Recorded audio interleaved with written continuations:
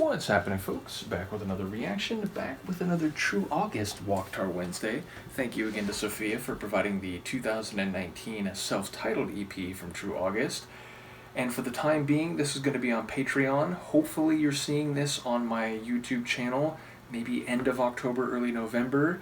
And if you are, that means justice has prevailed. If you don't know what I'm talking about, I'll try to be brief, but long story short, my channel was hit with a number over a short period of time of copyright removal requests, which quite frankly were issued fraudulently, maybe mistakenly is the best possible way I can think of it, but yes, by people who have no copyright ownership over the content that they were asking to be removed from my channel. I'm in the process of appealing it. Again, if you're seeing this and it's still 2025, and it's my current YouTube channel, the one I've had the last 3.5 years or so, then again, I guess the appeal was successful.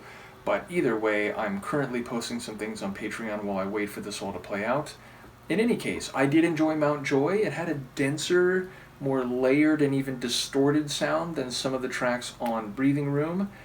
And in that regard, of course, I wonder if there will be a continued difference in sound. Now, to be fair, Augie's vocal sounded quite similar to a lot of the songs on Breathing Room, so it wasn't entirely distinct, but again, it had less of a spacious and large volume sort of feel and more of a layered, almost, psychedelic, very dense atmosphere to it.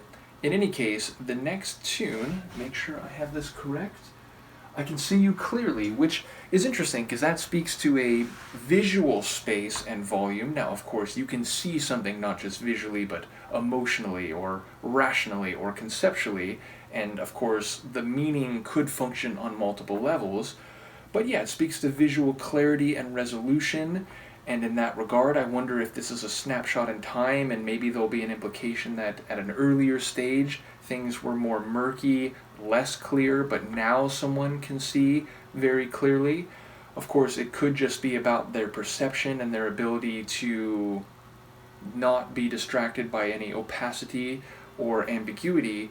But yes, it feels like the kind of phrase that is set up well to function on multiple levels, emotionally and visually, or with a visual reference, but the meaning going deeper to other levels. So let's see what it is in practice. This is True August. The track is I Can See You Clearly, and it's from his 2019 self-titled EP, recorded, as I've come to learn, not only at his university, but also in Walktar Studios in New York and Oslo. If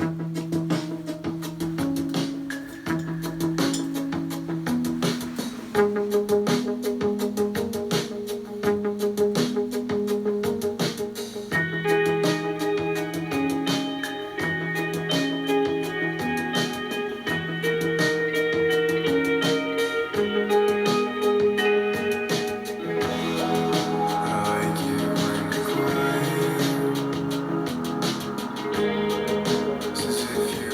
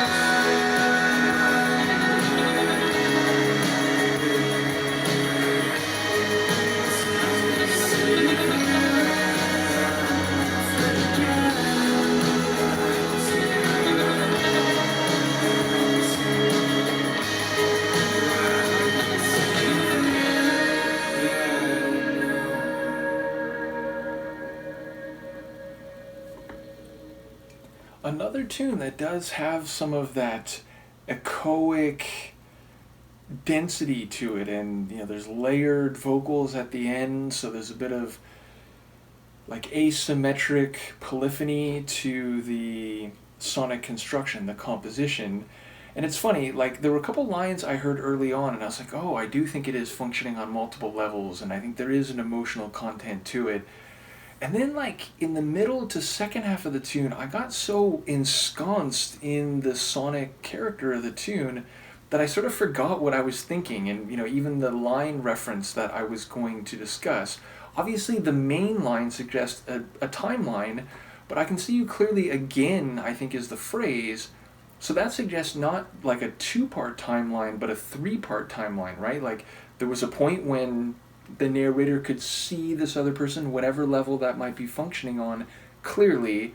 Then there was maybe a period of opacity or separation or distance or lack of communication or lack of visual perception, again, literal or metaphorical, and now it's come back around and he can see them clearly again. So if I'm hearing that chorus main refrain correctly, then, as I said, it suggests like a three-part timeline.